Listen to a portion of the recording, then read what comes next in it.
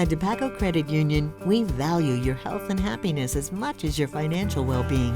We encourage the volunteer spirit by providing DePaco employees with the tools and resources to help grow our communities and support the causes that matter to us. We believe that giving back not only strengthens the places we call home, but also enhances our overall well-being.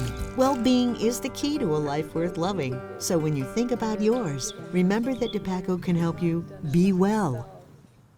All things Hawkeyes. Your all-access pass from the sidelines to the postgame. Iowa's News Now Sports presents Eye on the Hawks. Sponsored by DePaco Community Credit Union and Pin Seekers. Every indication I have right now is our entire roster is ready to roll. But that being said, I mean, we still have a couple weeks till game time, so I'll keep everybody posted. But right now, I think our team's really eager to accept this opportunity and looking forward to the challenge. And it sounds like it'll be all hands on deck trying to chase down another trophy to end the 2025 season. Iowa heads to Tampa for the first time since the end of the 2018 season. They will play a team that was on the brink of the playoff, the Vanderbilt Commodores. New Year's Eve day, 11 a.m. kick in the ReliaQuest Bowl. Welcome to this Sunday edition of Eye on the Hawks. Mitch Vick, Owen Sebring, Mike Howell here at the DePaco Studios at Broadcast Park. Director Ren running the show here on a Sunday. Thanks to everybody who's watching on the Iowa's News Now YouTube channel today. And, of course, wherever you get your podcasts, we are also there. You can follow us at Eye on the Hawks on Twitter and on the Iowa's News Now YouTube Facebook page and the Instagram channel as well. We've always got reels up there. Lots to talk about here in this bowl announcement special edition of the podcast, including Iowa's storied history going to Tampa back when the ReliaQuest Bowl was the Outback Bowl. We'll turn back the clock and look at some old highlights. We'll look at Iowa's offense against the Vanderbilt defense that maybe the stats don't tell the whole story, and another top 15 offense for this Hawkeye defense to go up against. But we start things off by teeing it up with Pin Seekers. Let's hear a little bit more from Kirk Ferentz about what Vanderbilt has in a guy who is one of the most electrifying players in the country, and his thoughts on what having a quarterback can do, as they've learned this year with Mark Gronowski, what it means when you've got a guy that the whole team can rally around. Yeah, one thing I think the more football you watch, just the impact of, if you don't have a quarterback, it's a real challenge. We've lived that in recent times. A couple of years ago, we won 10 games with, a second, third team quarterback, and that's not easy. A year ago, we had some ups and downs. So anytime, that's a challenge. All right, if you got a solid quarterback, that's a good thing, certainly. And then if you have a guy that can really impact the program, which I know their quarterback has done, certainly Mark's done that for us, then that gives you a little bit of an edge. And I think it's really true at all levels. You watch pro football, certainly college football, and even in high school football. If you have a difference maker there, it can be a really driving thing. And I think the big thing on their quarterback, first of all, I want to thank him for getting extra years for players, because that helped Weegan get back in the fold. And then also just, the dynamic impact he's had on their team. Not only what he does physically, but the leadership and the confidence I think he helps breed. I don't want to speak for Coach Lee, but I'm sure he would tell you that's a big, big part of their growth and their success. Hayden Large also thanks what Diego Pavia did. If you're not familiar with the case, it was getting that extra year of eligibility if you played the beginning of your career or any part of your career at the JUCO level or the NAIA level. Fellas, just initial reactions to heading back to Tampa. That was kind of the feeling these last couple weeks, and Vanderbilt was one of those teams getting floated there for a while. There was LSU, there was Tennessee, but it is a matchup with the Commodores team that's won more games this season than they've ever won in a single year in their entire history. That's a storied history down there in Nashville. Yeah, it feels like this is the matchup that we knew almost a month ago. It seems like Iowa, Vanderbilt, and the ReliaQuest is what a lot of people were talking about already, and that's how it turns out to be. Tampa's a great city. I've never covered a bowl game there. I've been there a couple times, but it's an awesome place. Tampa St. Pete area. Love the white beaches, the Salvador Dali Museum. Great place to visit. So I'm excited that if we get clearance to travel down there, it'll be good fun trip down there for the Iowa's News Now crew. Yeah, Tampa's amazing. You ever have a Cuban down there? You should grab one. All right. Cuban sandwich. They make awesome Cubans down there. We knew that. Well, we didn't know this, but we kind of assumed it was Vanderbilt. Things were lining up, in the middle of the week. Which I guess I remember sitting as a teen when they had the bowl selection show and just being like, oh, where are we going? It was a lot more fun. Not saying this is probably one of the better matchups you could get, though.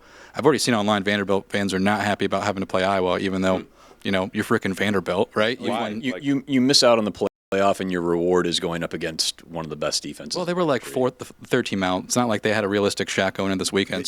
They felt like they did. I think Vanderbilt Nation so did Texas, but they both didn't. Sure, so that's a different podcast. Did they want to play a better team or what? Probably just a bigger brand. I think a lot of SEC teams throughout the years feel the same way when they're playing Iowa. They're just like, oh, we get up. If it's Iowa, Wisconsin, or any Midwestern team, they're not flashy for them, but. Sure. I think it's going to be a good game. I think there's a lot of intriguing bowl matchups across the board. People are talking about the bowl system is fading away with the playoffs, and again, a different discussion of the committee selection process and all that kind of stuff. Man, there's some really intriguing bowl games, and again, to your point, Mike, this might be like one of the 4 or 5 best non-playoff games that are coming up here in December and January. I'll tell you what. Just 1 second. When I was talking about like how I used to just sit in front of the TV and see where all the bowl games were, I honestly didn't even look. So I don't even know all the bowl matchups. I know Texas plays Michigan, there's some fun ones outside of the playoff. Like I, as a fan, and I love college football. Each year, I've cared less and less about these games, and I'll watch the Iowa game, and I'm totally invested. Don't worry, some of the teams also around the country apparently care less and less. Of course, Iowa State and Kansas State and Notre Dame most notably opting out. Baylor opting out. Baylor as well. Yeah, and like 3, 5, and 7 teams, but that one makes sense. They thought their season was over like 2 weeks ago, or like last week. So Rutgers is one of them that turned down an opportunity as well. Got Penn State going to the Pinstripe Bowl. I know that one. That's going to be Penn State getting a bowl game. I'm interested in. Stuff like Pop-Tarts Bowl. The Pop-Tarts Bowl. What was that one again? That's really Georgia good. Tech, BYU. That could have been BYU Notre Dame if Notre Dame didn't opt out. That's a fun one. Central Michigan and Northwestern is intriguing to me. Just as some drink all the Bettendorf NATO former Hawkeye. I will watch the bejesus out of that on Boxing Day, 1 p.m. on ESPN. There's going to be some soccer that day. But Penn State, Clemson, the Pinstripe Bowl, 2 teams that a lot of folks thought were going to be in the playoff at the beginning of the year. That's intriguing to me. North Texas, San Diego State. That's a fun one. Virginia and Missouri is going to be great in the Gator Bowl. LSU and Houston could be a lot of fun. Just let me have this. Tennessee and Illinois in the Music City Bowl. the devil and angel on the shoulder, right? Very much. It's going to be a lot of fun. Arizona State and Duke, I think, could be a fun Tennessee, one. Illinois, I like that. I have some Iowa-related bowl game trivia for you guys. So after they played Vandy, so of course, first ever meeting with Vanderbilt, there are 4 SEC teams that Iowa has never played. Could you name those 4 teams? Oh boy, what's the SEC look like now in 2025? Georgia? Texas A&M? They have played Texas A&M. Okay. I can't think, at least in my lifetime, them playing Georgia. They have never played Georgia. They've never played Georgia. Have they ever Alabama? They have never played Alabama. Okay. Ole Miss? They've never played Ole Miss. Very good. And one more. I feel like that matchup was floated around like the past 2 years. Ole Miss and Iowa. It's always been talked about. That's why I was surprised when I saw them. Like, haven't they played each other? But maybe it's just because I've seen them in so many bowl projections. Yeah. Bowl productions the last 3 years. Played Oklahoma, played Texas, played. This is probably great audio. Yeah. There's one. Be sure to tune into the YouTube channel to watch 3 guys not know what they're talking about. After you said Texas A&M, I'll have to double check that one. That could be another one that they didn't, but I know that the other 3 are for sure, and there is one more that you haven't named. Well. It could be a hard one because they did play the same team in a NCAA tournament not long ago. Oof. I can't think of the other SEC team. You're going to have to tell us. Auburn. Oh, okay. Interesting. Yeah. Very interesting. Yeah. I went around the states, and no shade to Auburn fans. We'll talk a little bit more about We'll talk a little bit more about Auburn coming up here as we break down what Vanderbilt looks like on both sides of the ball, and we'll switch to looking to them by the numbers here. Thanks to Pin Seekers for sponsoring that Teeing It Up segment. But Vanderbilt by the numbers. Listen, Iowa has gone up against some really good offenses already this season. This is no different. There's the tail of the tape there. Another top 15 offense in scoring and total. They run the ball well. They pass the ball really well because of Diego Pavia. The defense, kind of a tale of 2 sides. Their rush defense, we'll dive into it a little more as well. 15th in the nation, giving up just over 103 yards a game. The pass defense is rough. 121st in the country. They have given up big numbers to some really not great passing teams, including the aforementioned Auburn, who came into their game a couple weeks back that went to overtime in Nashville. 98th ranked pass offense in the country at at under 200 yards a game, and they went for 353 against Cam Coleman went off and was really entertaining. But let's talk about Iowa's defense going up against Pavia and this Commodore offense, which is not just Diego Pavia, but Eli Stowers is as good as a tight end anywhere in the country. But Iowa has shown they can get those turnovers. Same turnover margin for both these teams at +2. But Iowa's got the Doughboys going again. They've been able to get some pressure. So right now, and you'll see Pavia's numbers up there on the screen. TJ Hall, by the way, who you're seeing, just accepted an invite to the Senior Bowl. So congrats to TJ. Hopefully he's healthy and ready to go for the bowl game there. But almost 3,200 pass yards, more than 800 rush yards for Pavia, 36 total touchdowns. We've seen this defense again go up against Oregon and Indiana and USC, some of the best offenses in the country, and they have held their own and held them under their averages. What do you think about them going up against a guy who's basically a video game in Pavia, where he can be a little boom or bust, but when he booms, he's as good as anybody in the country? Yeah, I mean, it's a fun matchup for Iowa fans, just going up against a guy who is so good. I mean, he's just electric. Like, everything about him is fun to watch. Iowa might be playing another. If they haven't already played the Heisman winner, it could be the Heisman winner they're going to play the bowl game, because coming into championship weekend, Mendoza and Pavia were the top 2 odds-on favorites according to CBS Sports. So it's a fun matchup. I mean, that's what makes this game so interesting, is just like that. Vandy's pass defense isn't great, but that's the area where obviously Iowa hasn't been stellar in recent years. Gronowski, we'll see if he can exploit them, but just makes it a fun match when you got a guy like that. Kind of like 2 years ago when you had Nico Iamaleava that they were going to be going up against. Yeah, and I checked the betting odds this morning. Fernando Mendoza was minus 3,000 to win the Heisman, and Diego's second, though, but it's like plus, what was it, like 400 or something like that? So he'll definitely be in New York. Iowa, though, when I was looking it up, is statistically the best defense that they will face. Yep. 8th in the country in total defense. Mizzou's 10th, and that was their lowest scoring game. 17-10, Wow. And then Alabama's 12th in scoring defense, and they put up, like 21? I don't have it in front of me. I think they lost 30-13. 30-13? Yeah, so, and against the 3 defense they played in the top 25 in total defense, they went well below their average in yards, so they averaged 468, like we graphic. Against Alabama, 333, Mizzou, 265, and LSU 399. So that was kind of a shootout. So when you look at the SEC every year, they played 5 ranked teams at the time they were ranked. But when you look back at it now, it's like South Carolina, great teams. Not great. South Carolina early. Yeah. Tennessee's a middling team. Mizzou's not ranked anymore. LSU. And LSU was 10th at the time, and now they're unranked too. So it's still 7-win team. So it's a good football team, but just not the kind of resume that you have. So I think they were a little inflated, but I still think Pavia. I don't think quarterback like him. Like Fernando Mendoza can run, but this guy is more like Mark Gronowski. He looks to run, you know what I mean? How many bowl-eligible teams do they have on their schedule looking through here? Because I'm like, they're at least the ones that they beat, because their other wins are against Auburn. Auburn's not a bowl game, are they? No, they came 1 game short. Kentucky? Nope. Kentucky's not a bowl game. They just fired their coach. Then you're going to non-conference games. I don't think Virginia Tech's in a bowl game, are they? No. Charleston Southern? No, I mean, they're FCS. They're FCS, yeah. Georgia State and Utah State, either them. Utah State State yeah. is. Okay, so they might have Iowa's non-con teams the last they play 3 years of Western Michigan 2 years ago got mollywopped at Kinnick. They just won the MAC. Congrats to them. Some Tim Lester recruits there. Utah State's had a couple good ones. Illinois State. Heck of a win over North Dakota State the other day there. And there's another one that I'm forgetting.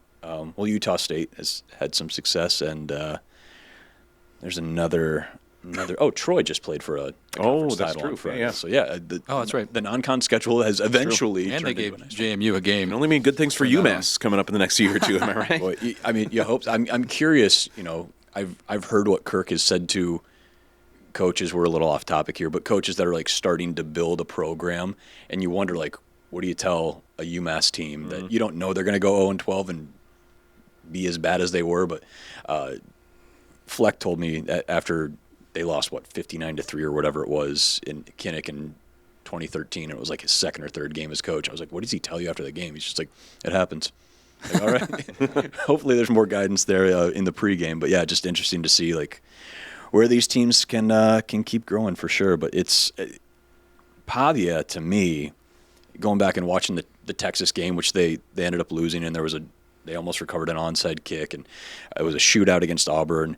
He's almost more dangerous when they get down because they were down 17-0 in the first quarter in Texas in Austin. They were down early to Auburn. He thrives when he needs to bring his team back. And again, he's got Stowers, who's so good as a tight end.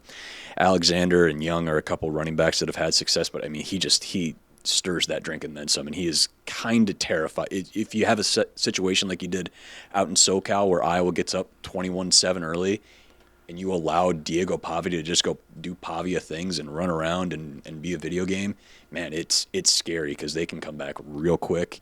And again, when he's on, he's as good as anybody in the country. I think it was the LSU game that I watched of theirs that was close, and then they were down. And, I mean, it just seems like he's the type of guy.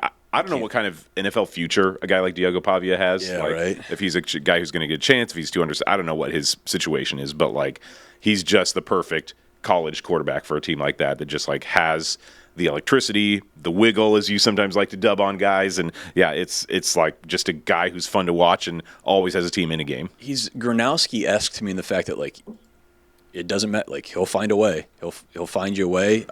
He's more of a scrambler around like crazy and making things happen. But just, to Kirk's point when I asked him about just when you have a guy that you have belief in, that's a guy who followed Tim Beck in from New Mexico State, and he is, Vanderbilt doesn't win a lot of games. James Franklin had some time there, but 10 wins. They've never had a 10-win season before this, and he has completely revolutionized just how they play football in Nashville there. And he's a scary dude. He's a scary dude for a defense to go up against, even if it's a defense like Iowa's. It's kind of against some really good teams so far. You always wonder in a game like that, though, like if I don't know what made Vandy think that they might be CFP eligible with, again, considering the quality of wins that they had. But are they going to let their foot off the gas now that they're not CFP? I mean, you just see that all the time with teams that think that they're on the cusp of getting into the CFP and then get left out. They usually don't show up for whatever bowl game they get sent to. Is that going to be Vandy's situation? Is Pavia going to like any chance Pavia doesn't play? I mean, are we speaking really about him? Yeah, it's kind of Iowa State, Miami last year where Cam Ward tears up the first half, breaks the record, and then That's true. I mean, but he was going to be the number one overall pick. Yeah. He had some stuff to think about there, too. But, yeah, I don't know what Pavia's NFL future will be. Well, Pro Football Focus has him at 212 on their big board, which is around the 6th round. I He's don't a fun know guy if to he'll take be a flyer on, yeah. Yeah, little small for the NFL, prototypes. They go off size, which I think is kind of silly. If he's a gamer, you should take him, Sure. But I just don't see him, sitting out for NFL purposes. Right. Even though I think they have a court case to try and give him another year, don't they? Or is that Really? I don't know how that'd be possible, but I think I read that. That might be fake news on Twitter. I shouldn't have brought it up. Anyway, though, like Iowa has played, a couple, like 2 offenses that are rated higher than those. Oregon's just below on the total offense rankings.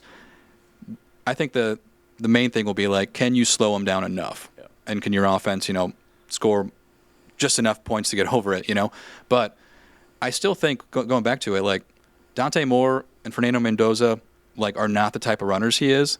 And Iowa historically, if you're a fan, they struggle with that running quarterback. So that makes me a little concerned. But let's see what Phil Parker has cooked up because he's got a month to prepare for this team. Stowers is such a good tight end. He's like the 5th tight end on PFF's big board, but he could be like one of those top ones in the NFL in a few years. He could be a big matchup problem too. 100%.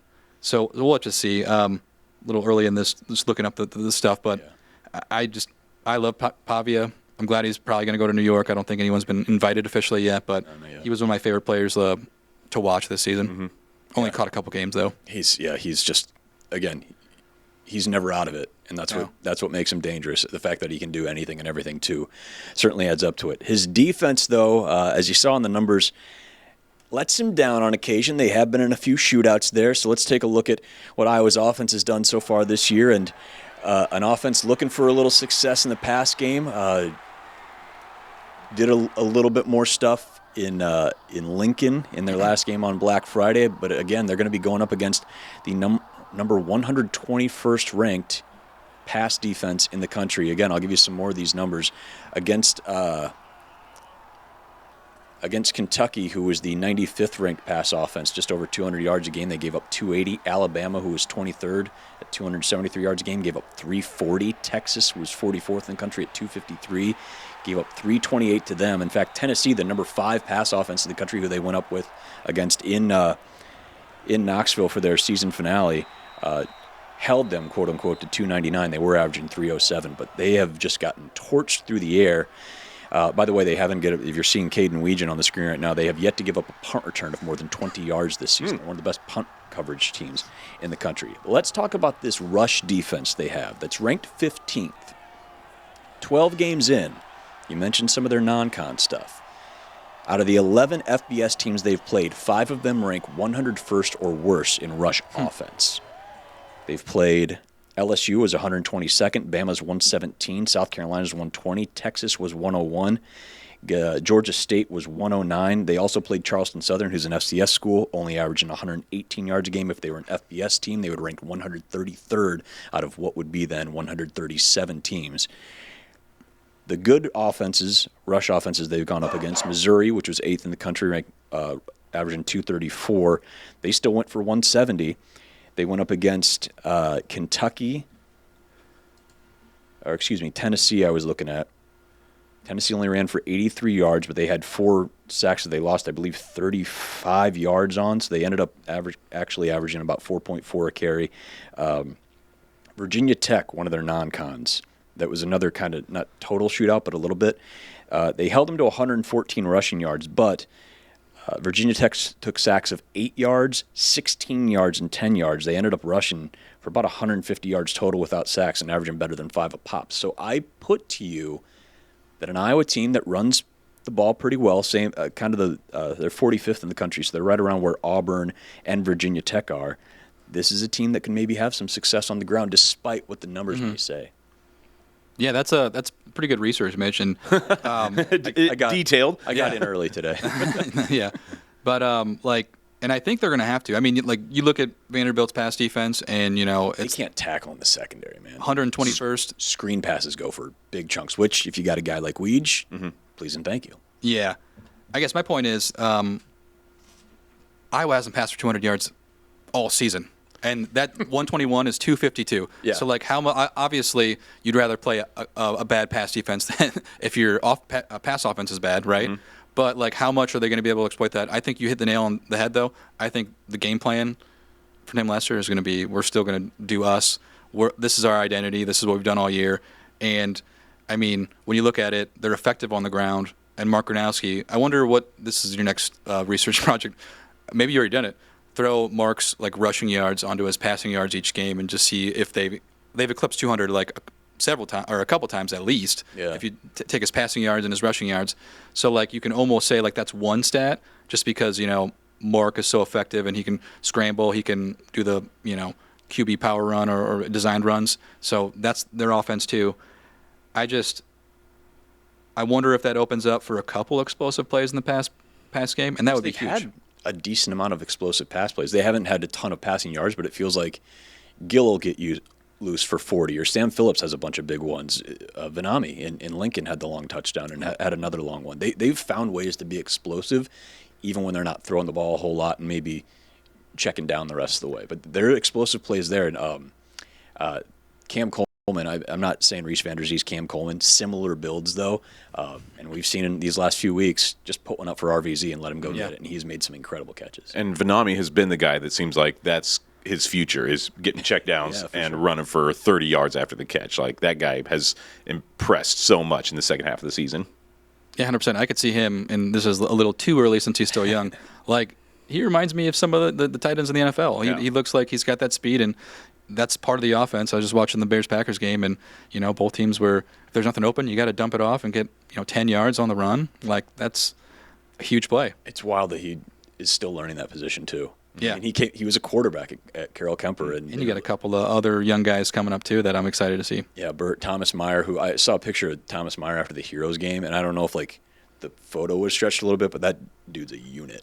Holy cow, Thomas Meyer could definitely be a guy. Talking about Gronowski, a little off topic here. All Big Ten teams have come out since our last pod. Are you surprised he didn't get like honorable mention or something? They don't have like that utility or all-purpose spot, but 2,000 total yards, 23 total touchdowns, 15 on the ground, tied for the lead. I thought maybe he'd get some honorable mention, but I don't know what you guys thought. If you thought there were any snubs anywhere. As good as he is at a lot of things, I feel like he's a hard guy to give it to when you're. I mean, is he still last in the league in passing yards? Well, especially quarterbacks, right? When you don't have that utility spot that like the high school level does, or all-purpose that some spots do, it's tough to squeeze, especially when you've got Mendoza and Sayin and Moore and like Dante Moore was honorable mention at QB. But is there like an unlimited amount of honorable mentions? Like just looking at the list. Not exactly sure how that. But that's what I thought, right? Because Jacob Gill, and congratulations to him, got honorable mention at wide receiver. He has 22 catches. He's also one of the best blocking wide receivers. Same with Hayden Large, got honorable mention from, I think, coaches and media, has 8 catches at tight end. I was kind of surprised at those two. They're damn good football players, but just the stats, Yeah, but you watch the film, and he's as important as a run blocker as Logan and Peep and Dunk and everybody else on the line. He's fantastic. I would not be surprised if Hayden Large didn't get it just for goal line pushes and nothing else. The amount of touchdowns that he helped Mark Gronowski get this year, like that feels like that's a bit important enough play to Iowa that could be the thing that put Hayden Large over the edge. I mean, he's such a good run blocker. Yeah. He just dog walks some linebackers moving down the field. He's a lot of fun. And they've lined Gill up on the line to go take on a linebacker or an end. I mean, he'll do whatever. But that was a lot of fun. Ethan Herkett, I'm shocked didn't get anything though. Yeah, shocked. That's true. Back to Gronowski. I'm not. I think I'd be more shocked if he was, just because when these people vote on it, I think they look at passing yards, and 5 quarterbacks were on the list, and it was Mendoza, Sayin, who was third. It was Jaden Maeva. Yeah, Dante Moore and Damon Williams. Damon Williams threw for almost 3,000 yards. Insane. And then there's Altmaier. There's Raiola. Altmaier was on the honorable mention too. I missed that one. Oh, okay. Yeah. It's tough when you don't have that like all-purpose utility. I do think though, if they would have beat obviously Indiana and Oregon, it'd be different. I think it'd be different. But that's you look at C.J. Beathard's numbers in 2015, and I think he threw for like 20, maybe less than 2,500 yards, 16 touchdowns, 5 picks, and he was second team All Big Ten. The no Herkett thing is interesting. I hadn't thought about that at the time, but I think it was Leistico who posted that first time since 2014 that Iowa hasn't had a first-team All-Big Ten defensive player. Yeah, that's well. But all linemen were on the list. 2015, actually, he threw for 2,800 yards, 17 and 5. 17-5, okay, I was a little. I'm thinking of McNamara's in 21 because I was comparing those very closely in 2023 when all he has to do is that. And speaking of that kind of thing, Gronowski, I think, is on pace to have. We talked a few weeks ago about McCann's completion percentage in 2001 was like the best in the Ferentz era for a starting quarterback. I think he's on pace to be up there. So he's brought efficiency and occasional electricity, I suppose. 8 touchdowns to 6 interceptions for Gronowski. It's wild. Hey, probably not helping it's not. It's not what you would have predicted, and it's not what we predicted in August. But again, you can't argue his impact. Speaking of impact, Tampa has had quite the impact on Iowa's bowl history. This is the 7th trip to Tampa under Kirk Ferentz. Of course, the first 6 were part of the Outback Bowl, and folks love their Outback Bowls. I've got the years here. These were all played on New Year's Day, so it's technically like the 2004 Outback Bowl. Oh, I put them initially. I did too. I wanted some uniformity just so people were like, in 2004 they won the Big Ten. Why did they go to the Outback Bowl? So you see they're 3-3, including their last trip was New Year's Day 2019 against that Mississippi State team that had a bunch of first-round draft picks on their defense. They won 27-22. And you see 3 matchups against Florida. They had South Carolina in 2008, LSU in 2013. Let's take a look way back, dove into the archives a little bit today. Let's start with that 2004 one. Chad Greenway lost the helmet. More from him in a little bit here, but it was the second ever bowl win under Kirk Ferentz for Iowa. You had Freddie Russell running over Florida as well. So good. But the problem was the 2006 edition is responsible for one of the most infamous calls in Hawkeye history. Whole game. Was Chad Greenway offsides, Mike? No, he was not. Well, that guy says he Clint was. Solomon got his face mask pulled down, Yeah, and it was the refs brutal. called it on him. Yep. 2008's the year that Kirk's talked a lot about this year, just comparing seasons, and Sean Green got his swan song against South Carolina there in 2008. And then, again, 2018, Nick Easley. Talk about a guy who doesn't get talked about enough as impact wide receivers for Iowa the last few years. He had a big game there. Jake Gervais had a 4th down stop to keep Mississippi State from taking the lead late, and that was Iowa's last win in Tampa, last visit to Tampa. And you know who's in Tampa now? Tristan Wirfs. He was on that team, and boy, you got to think him and Kayvon Merriweather, Anthony Nelson, Tom Moore, one of the great assistant coaches in the history of football over the last 60 years. What a career he's had. He's down with the Buccaneers as well. You got to think there's going to be some visitors to wherever Iowa's going to be practicing as well. Mike, is a Hawkeye fan, your favorite Outback Bowl memory? Ooh, this is a tough one. Maybe 2008, 2009. That was such a fun Just game. a beatdown with Steve Spurrier. Steven Garcia, I think, was the quarterback. Yeah, that's Talk right. about a guy who had 6 or 7 years of eligibility. It was like, this guy is just constantly starting. That Mississippi State game was pretty good. That was a fun one, man. First Florida, I'm just naming all of them now. The first Florida one, being 13 and watching them, just because it was kind of similar. The Florida fans were like, as you know, you guys are too slow, you can't hang with us, kind of deal. And I would just beat them. What was it, 31-17 or something like that? That was fun. The most angry I've been in a game was the Florida one in 05-06. Yeah. Just because it wasn't just the offsides on the final play. When I was down 31-7 in the fourth quarter and came back and came within a touchdown, recovered an onside kick, and then got screwed, there was roughing the passer on Chris Leak that Kenny Webma had, and it was just a terrible call. Even by even by today's standards, I think maybe today they would have called it. There was one of these games where Jovan Johnson had an awesome interception, and there was an instant replay back then, and I don't know if Jovan caught that. Yeah. Can't fix it now, but it's That's true. It's weird going back and watching those games and through the vision of what the rules were at the time and things like that. Because I'm pretty sure they wouldn't have had replay for Greenway, right?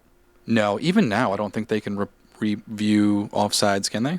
I think they can because For an onside, they might. Yeah, they For onside, maybe? because Minnesota was real close against Michigan last year in the Big House. Okay. Like they might. Oh yeah, I forgot about him. So One thing I rewatched those highlights when I saw the rundown. Florida scored a touchdown on a blocked punt and a pick six from Drew Tate. Yeah. Imagine if Iowa just plays fundamentals and doesn't do that. They probably win that game for sure. And funny thing is, Urban Meyer was the coach. That was his first year. Yep, we got a shot of him on the sideline Insane. in the archives. Also in the archives, we didn't have any of our own highlights from the 2014 edition after the 2013 game, and none from the 2016 game. Those games didn't happen. I just remember in the 2017 Outback Bowl, C.J. Beathard, one of the toughest dudes to ever suit up for Iowa, just played hurt all through 2015, had that hernia type thing. He was just limping around, and it's the only time I've said get a guy out of there. I mean, there was a lot of talk.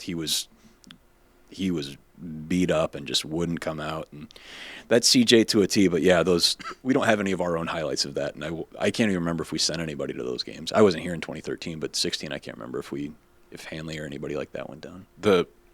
I was looking through the highlights, and it didn't seem like 16. We had some footage from the week, and it was From the Hawkeye Sports, yeah. Hawkeyes, which makes I me saw that think too. that we did not send anybody to that game. I wasn't here. I kind of feel the same way. I was 3 weeks back full time, but that was our memories of it. So you got to see some of the good highlights, and then of course we had to show Greenway because that's so definitive. But yeah, I think people are excited to get back to Tampa.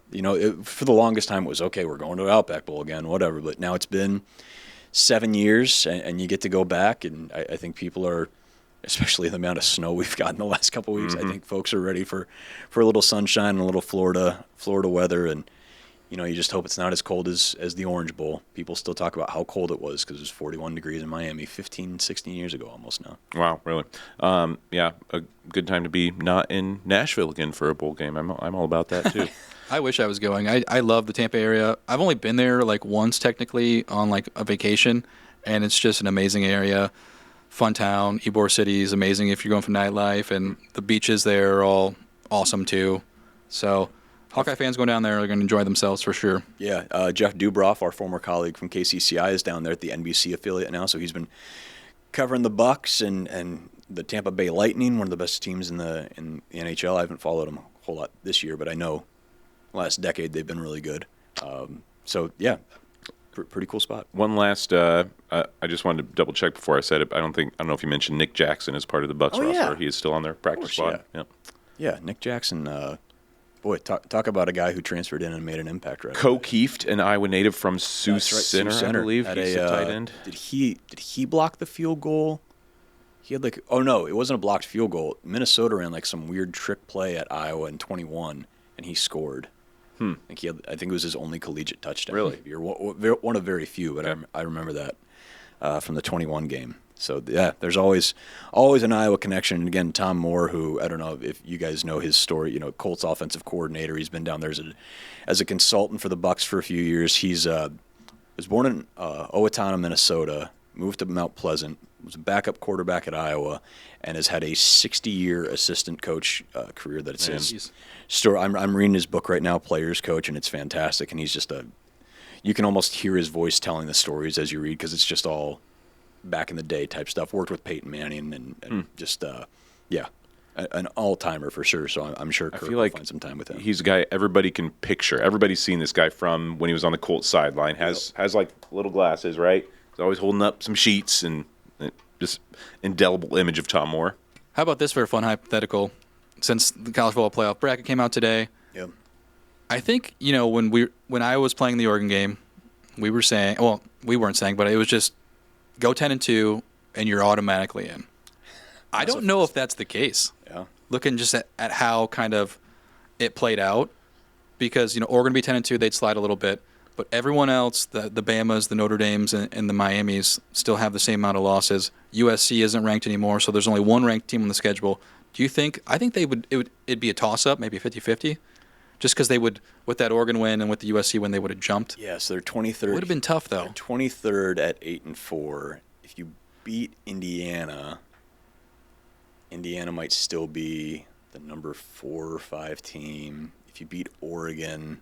I guess I was thinking the Oregon and USC game wins. Still, one of those. So you still lost to Indiana Iowa State Oregon, and Indiana. You're for sure in. But that when going into the Oregon week. Well, we talked about, I think on our last pod or the one before Nebraska, was if you could flip one of the losses in conference, what would it be? And a lot of people on that poll we did, thank you to everybody that weighed in on the poll, said Indiana and then Oregon. I would argue though that USC, even though it might not get you over the hump, at least you snap the West Coast streak and the ranked losing streak. Yeah. But I do wonder if you're 9-3 and or say you go 10-2 and your losses are to Indiana and Oregon, do you get in because you have 2 good losses, or do people take that as you played 2 playoff teams and you couldn't beat them? That's true. I mean, that's basically what BYU's scenario is right now. That is there, and they don't have the name brand to fall back on, like the blue blood name brand like Alabama, Notre Dame, and Miami do. Right. Ask Notre Dame how that went. That is a good point. For sure. I do think that when if you're stacked up against Miami and Alabama, that's tough. Yeah. if their 2 losses were Indiana and Iowa State, and they had wins over Oregon and USC, I think that they would be in. Yeah, you'd have one of the best wins in college football this year. It would be close, I think, and they might have gotten squeezed out by Miami or by Duke winning the ACC, thus allowing James Madison to get in there. So they might have gotten squeezed out, but I think they could have edged possibly like Alabama or Miami getting in there. You have head-to-head with Oregon, so I think Oregon slides back from 5 to 10. So that might actually get you in. So same Miami Notre Dame situation. You're talking with Iowa, Oregon. That there point, might be 2 head-to-head scenarios in there. I can't fathom Iowa declining a bowl invite if say they ended up like 13 or 14. Say they were in Vandy's spot. And kudos to Vandy for not opting out of a bowl game. Good for them. I can't fathom a scenario where Iowa would opt out of a bowl game. I can't either, and honestly, the takes on Twitter are driving me crazy. The whole process I get why Iowa was weird. State did it. I absolutely get why Iowa 100%. State. Yeah. We're talking Notre Dame, right? Yeah. Or just any other team that's not really going through a transition. It's just no, we're not gonna. Because teams like Iowa State, no one's officially hit the portal, but I feel like they're not going to have enough players, right, to do it. Maybe they'll stick around. Who knows? But you could see just a mass exodus. But Notre Dame, I think, is such a brand and program that they like, all right, you're going to do this. We're not going to give you the views and the money. It's kind of a pretentious view, but I kind of get it. I'll have to bring Patrick in on the next one on this one. There you go. Patrick Smith's a Notre Dame fan. I get it. I still, like you, I'm like, just play the game, right? It would be an awesome matchup, Notre Dame, BYU. It just seems like, and a lot of things that Kirk talked about today during his press conference are so important in terms of developing the younger players. You might have some guys that sit out the game to prepare for their NFL future, but that's a good chance to get some of your backup wide receivers in there. If Jeremiah Love probably wasn't going to play in that game, it's like, bringing in some younger running backs who are going to get some run next season. Like it's just such a good chance for your fans to celebrate the team one more time, for the players who have bonded all year to get a chance to go to Florida or California and play one more time. Like it seems like there's just no downside unless you're a player that wants to avoid the possibility of injury. And I do understand that, but there's just no drawback in my estimation. Except the injuries. Right? Exactly, yeah. Which is part of the game. Like you could sit out. Any Very game, few times have we had guys just like sit out. There was a couple in COVID. I think that Colbert might have sat out for Iowa, maybe skipped the 2020 season. But it just, especially to your point, Owen, like Iowa cherishes having those bowl practices because they get to rest their veterans, get guys that are up-and-comers. We saw a bunch of guys get thrown in the fray in Lincoln, and like Rashad Godfrey and Wallace getting out there, and guys that need to get reps. They're going to be big, important parts of next year's team. Even getting Eklinski and Brown more rep. I mean, those were critical for Hank because he was an early enrollee and got to be with Iowa during the bowl prep last year. Those practices are invaluable. So that's the tough part. A team like Iowa State that, they've got a new coaching staff coming in. It's a little chaotic, but man, like, wouldn't you want, if you're the coach, wouldn't you kind of want those practices to just like at least get, and there's injuries and stuff too, I get that, but yeah, you just, and it's not like it's the first time, it's not like they're the first team facing that same scenario going to a new bowl game. Like, the guys could transfer, but I don't know, it seems like put Taylor Mauser in charge and let him, lead those guys out there one last time this year. It's tough. And we're not in that locker room. We don't know. But it's, just on the outside, man, don't you want to? I'm sure a lot of them feel kind of jaded. I don't think they were glad to make that decision. You know what I mean? Yeah. It sounds like they kind of had a locker room vote, and everything that transpired during that day that Matt Campbell left was you could tell, like, and I'm not blaming him because when you're negotiating, you can't really tell people, especially players who might leak it, like, hey, I'm leaving in case something falls through. At the same time, I feel for the players who like are wondering, especially the ones that just signed for Iowa State. Yeah, I think it's tough. But with the calendar, I don't know how you fix it. Right. Honestly. But it's a no-win situation. But yeah, like, does Mauser stay, though? Is he going to Penn State? Would he want to stay for 2 weeks to practice? Practice for what? Are they going to recruit Iowa State's players? Mm-hmm. Are those players going to be there? There's so many questions. I understand why they're not doing it. Yeah, it's wild. So we'll focus on the Hawks here. It is Eye on the Hawks after all. We'll have some bowl practices, and we'll get to talk with the guys at some point here in the next couple of weeks before kickoff down New Year's Eve day in Tampa. Well, it's been a little while since we've checked in with the picks. We don't have any, obviously, to make right now, but here's a look at how everybody ended the regular season. Yeah, Mitch wanted to look at these because he went 3-1 in Week 14. I actually forgot what I had done, yeah. Mitch and me had Ohio State covering against Michigan. Owen missed on that one. Mitch correctly had Minnesota covering, and Owen and I had Wisconsin. The Penn State game, Owen was the only one who got that one correct. Rutgers plus 13.5. That's a heck of a game. Yep. And then Owen and I had Nebraska covering. We thought it'd be a closer game, like every other rivalry game except Iowa State. We whiffed on that one. I've had the worst luck picking Iowa games this year. Just every time I think that it's going to be a nail biter, that's the week that they win by 28. And then every time I think, all right, this is a good cover team, that's the next week that they can't cover against Michigan State. Like, just cannot ever get a good read on this team. Well, I had 3-0-4 weeks, so tell me more about your struggles picking one team. By the way, Nebraska ends their season in the Las Vegas Bowl against Utah, and it is most likely Kyle Whittingham's final game. Wow, really? The rumor has been throughout the years that because he's already got like an heir apparent set, and like this could be it. You want to be Nebraska. You want to be. That was my fear if Iowa was going to play Utah. I'm like, they're going to win that game for Kyle. There's no way they lose that game. So Nebraska gets to walk into that environment already feeling how the fan base does after a couple losses to end the year. What's Dylan going to do? Not exactly a home game for Utah, but like Vegas to Salt Lake is not a real long trip. Not at all. Intriguing game there for sure. Just, again, a lot of fun bowl matchups. That one, I wonder if we're going to pick that one because, man, I'd take Utah by 30. I just think they're going to roll. That's called a tease in the business. When we do our official bowl preview, which maybe will be, we really dug into Vanderbilt here today. It'll be more maybe about what we'll see from Iowa coming up on the 31st. But, yeah, we'll have a selection of bowl games to pick as well. And it's going to be fun. We're, 24 days out from kickoff in Tampa. It's going to be a good one. 24 days also until the finale of Stranger Things, which is on the same day. So there's a lot to look forward to wrap 2025, and we're thankful that you continue to stick around with us as we wrap up year 3 of Eye on the Hawks on the football side, at least. Of course, the Iowa's News Now YouTube channel. You can watch everything there wherever you listen to podcasts. We're there getting into basketball season. A lot of good stuff from Owen and Mike on that as well.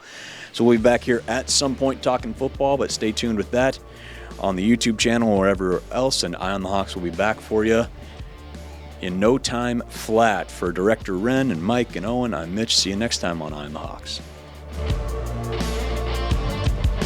At DePaco Credit Union, we value your health and happiness as much as your financial well-being. We encourage the volunteer spirit by providing DePaco employees with the tools and resources to help grow our communities and support the causes that matter to us. We believe that giving back not only strengthens the places we call home, but also enhances our overall well-being. Well-being is the key to a life worth loving. So when you think about yours, remember that DePaco can help you be well.